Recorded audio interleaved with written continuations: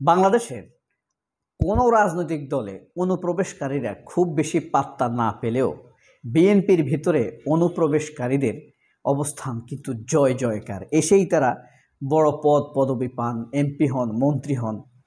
এখানে অনুপ্রবেশকারীরা বা গুপ্ত রাজনীতিক আদর্শের লোকেরা যে পরিমাণ মূল্যায়িত হয়, অন্য কোনো রাজনৈতিক দলে এভাবে হয় না। আমরা আজকে কয়েকজন অনুপ্রবেশকারী রাজনৈতিক দলের নিয়ে রাজনৈতিক নেতা নিয়ে আলোচনা করব। তার আগে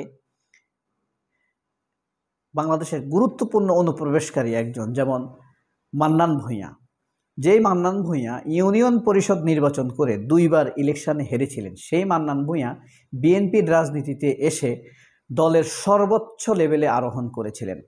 যেহেতু বাংলাদেশের রাজনীতিতে পারিবারিক প্রথা বিদ্যমান, খুনি শেখ হাসিনা বা খালেদা জিয়া, দেশপ্রেমিক নেত্রী খালেদা জিয়া অবধারিতভাবে দলের প্রধান থাকবেন। তাদের পরে যেই আসনটি সর্বোচ্চ লেভেলে অলঙ্কৃত করে, সেটি বাংলাদেশের রাজনীতির সর্বোচ্চ আসন হিসেবে পরিগণিত। যেমন বিএনপির মহাসচিব, আওয়ামী লীগের ফ্যাসিস্ট আওয়ামী লীগের শাসক আওয়ামী লীগের সাধারণ সম্পাদক, এই পদগুলো রাজনীতির সর্বোচ্চ পদ হিসেবে বিবেচিত হয়। ঠিক একইভাবে বাংলাদেশের যখন যেখানে কোনো রাজনৈতিক দলের নেতাকে দেখা যায়, এই গুপ্ত রাজনীতি বা অনুপ্রবেশকারীদের বিষয়ে প্রশ্ন করা হয়। যেমন বাংলাদেশের রুমিন ফারহানার কথা বলি। রুমিন ফারহানার বাবা অলি আহাদ একজন কাষ্টা নাষ্টা পাট্টা বাম। তার মাও একজন বাম নেত্রী ছিলেন, ছাত্র ফ্রন্টের বাম নেত্রী, ছাত্র ইউনিয়নের নেত্রী ছিলেন। এই দুইজনের যৌথ বীর্যে জন্ম নেওয়া রুমিন ফারহানা এখন সুযোগ খুঁজেছিলেন আওয়ামী লীগে, শেখ হাসিনার সাথে দেখা করেছিলেন। শেখ হাসিনা যখন তাকে কোনো কারণে দলে নেয়নি, পাত্তা দেয়নি, অথবা পরামর্শ দিয়েছে যে তুমি বিএনপিতে যাও, বিএনপিতে এসে তিনি বেশ আসলেন, দেখলেন, জয় করলেন, আর বড় নেত্রী হয়ে গেলেন বিএনপিতে। কারণ খুনি শেখ হাসিনা বুঝে বিএনপিতে অনুপ্রবেশকারীরা বা গুপ্ত রাজনীতিকেরা যেভাবে মূল্যায়িত হয়, অন্য কোনো দলে এভাবে হয় না।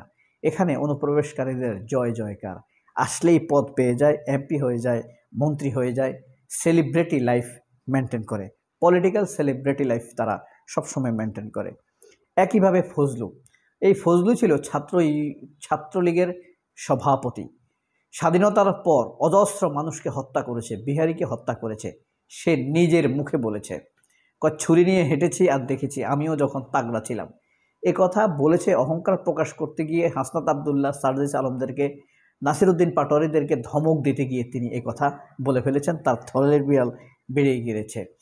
এরা কখনোই বিএনপিতে এসে বিএনপির জন্য বা তারেক রহমানের জন্য বা দলের জন্য কোনো কিছুই করবে না। যখন দেখবে যে তাদের আওয়ামী লীগ বিপদে পড়ে গিয়েছে, তখন বুক চিতিয়ে আওয়ামী লীগকে রক্ষা করার জন্য তারা মাঠে নেমে যাবে। এটাই তাদের ধর্ম। আপনাদের নিশ্চয়ই মনে আছে ব্যারিস্টার শাহজাহান ওমর, বরিশালের বা বরিশাল বিভাগের, সে নিজে কিছুদিন 24-এর ইলেকশনের আগে বলেছিল না, বিএনপি জিন্দিগিতে ক্ষমতায় আসবে না।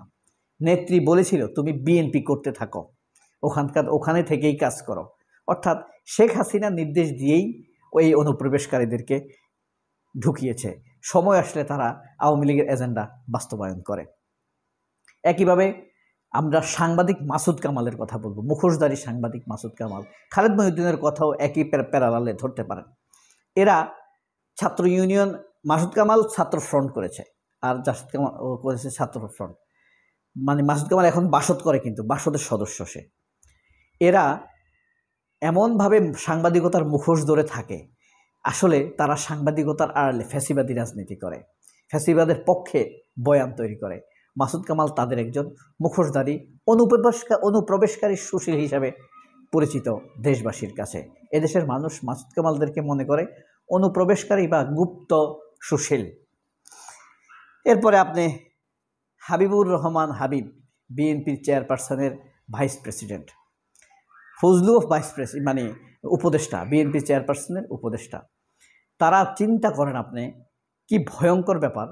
তারা বলতেছে ভোট কেন্দ্রে গিয়ে, এই হাবিবুর রহমান হাবিব বলতেছে ভোট কেন্দ্রে গিয়ে যদি ধানের শীষ ছাড়া অন্য কিছুতে ভোট দেয়, তাহলে জ্যান্ত ফেরত যেতে দেয়া হবে না ভোট কেন্দ্র থেকে। কত বড় ফ্যাসিস্ট! ফ্যাসিস্টের ছাও, ফ্যাসিস্টের বাচ্চা, জারজের বাপ, অসভ্য মহিলার স্বামী এই হাবিবুর রহমান হাবিব কি ভয়ঙ্কর কথা বলেছেন। ওকে রাস্তার উপরে পিটানো উচিত, জুতা পেটা উচিত, তার বাচ্চা কাচ্চা সবগুলোর জুতা পেটা করা উচিত। কি ভয়ঙ্কর, বুঝতে পারছেন? এরা হইল গুপ্ত লীগ, এরা সবাই গুপ্ত লীগ। এরা গুপ্ত থেকে থেকে গুপ্ত রাজনীতির এজেন্ডা বাস্তবায়ন করে, আওয়ামী লীগের পক্ষে বয়ান তৈরি করে। শাহেদ, ছাত্র ফ্রন্ট করা এই শাহেদ সাংবাদিকতার মুখোশ ধরে কিছুদিন কিছু চ্যানেলে চাকরি করেছে। তথ্যের এত অজ্ঞ, এত নগ্ন মিথ্যাচার করতে পারে এই শাহেদকে না দেখলে বোঝা যাবে না। তবে 24-এর সময় কিছুদিন সে সামান্য কিছু অ্যালামনাই নেওয়ার জন্য হোক অথবা বিদেশের ভিসা পাওয়ার জন্য হোক, সে কিছুদিন এই আওয়ামী লীগের বিরোধিতা করেছে, সেখানে স্থায়ী বসবাসের অনুমতি পাওয়ার জন্য। তখন আমেরিকার সরকারকে বলতে পারবে, আমি মত প্রকাশের স্বাধীন মত প্রকাশ করতে গিয়ে বাংলাদেশের শেখ হাসিনার এই হামলার শিকার হয়েছি, এগুলো বলতে পারবে।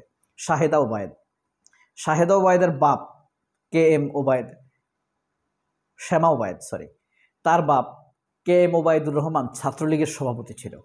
বিএনপিতে এসেছে, মহাসচিব হয়েছে, MP হয়েছে, মন্ত্রী হয়েছে, বুঝতে পারছেন? গুপ্তলীগ। এ শাহেদা ওবায়দ একজন ধ্বংসপরাক্রমায় গুপ্তলীগ হিসাবে আবির্ভূত হয়েছে। ব্যাপার হলো আরও আছে, এদেরকে মানুষ চিনে ফেলেছে। রুমিন, ফজলু, শাহেদ, হাবিব, আমরা এদেরকে দেখলাম। আবু আলম মোহাম্মদ শহীদ খান, তাকে কি চিনেছেন? সে কি ভূমিকা রাখছে? এই আবু আলম মোহাম্মদ শহীদ খান 1996 সালে বিএনপির পতনের সময় গণজাগরণ মঞ্চের একজন অন্যতম সংগঠক ছিল, একদম পদবী ছিল সাংগঠনিক সম্পাদক। বিএনপির বিরুদ্ধে তুমুল অবস্থান নিয়েছিল। এটার পুরস্কার স্বরূপ 96 সালে আওয়ামী লীগ ক্ষমতায় আসার পর তাকে শেখ হাসিনা প্রেস সেক্রেটারি করেছিল, তার মন্ত্রণালয়ের সহকারী প্রেস সেক্রেটারি করেছিল। ঠিক একইভাবে যখন এই 2008 সাল থেকে আওয়ামী লীগ যত হত্যা, গুম, নির্যাতন, লুটপাট করেছে, আওয়ামী লীগের পক্ষে তারা মাসিভ তৈরি করা চলে, এই সমর্থন তৈরি করেছিল। আবু আলম মোহাম্মদ শহীদ খান আওয়ামী লীগের দোসর না, ছাত্রলীগ করা পান্ডা নেতা। সে কিন্তু একটা গুন্ডা ছিল, সে 2টি হত্যাকাণ্ডের সাথে জড়িত, এই গুপ্ত আওয়ামী লীগ।